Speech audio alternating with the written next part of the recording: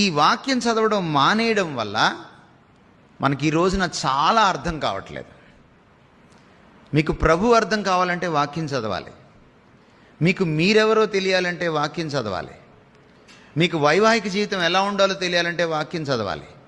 మీరు పిల్లల్ని ఎలా పెంచాలో తెలియాలంటే వాక్యం చదవాలి. మీరు పిల్లల్ని ఏమి చదివించాలి, ఏమి చదివించకూడదు, లోకంలో వాళ్ళు ఎలా బ్రతకాలి మీరు తెలుసుకోవాలంటే వాక్యం చదవాలి. మీరు ఉద్యోగం ఎలా చేయాలో తెలుసుకోవాలంటే వాక్యం చదవాలి. మీరు పక్కింటలతో ఎలా ఉండాలో తెలుసుకోవాలంటే వాక్యం చదవాలి. మీరు ప్రభుత్వానికి ఎలా లోబడాలో తెలుసుకోవాలంటే వాక్యం చదవాలి.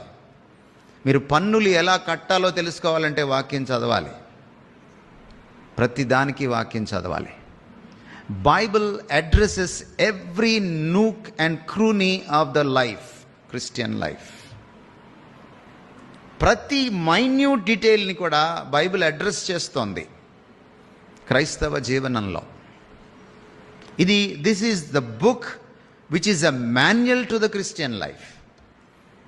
ఇది క్రైస్తవ జీవనానికి ఒక కరపుస్తకం, ఒక హ్యాండ్ బుక్. ఇది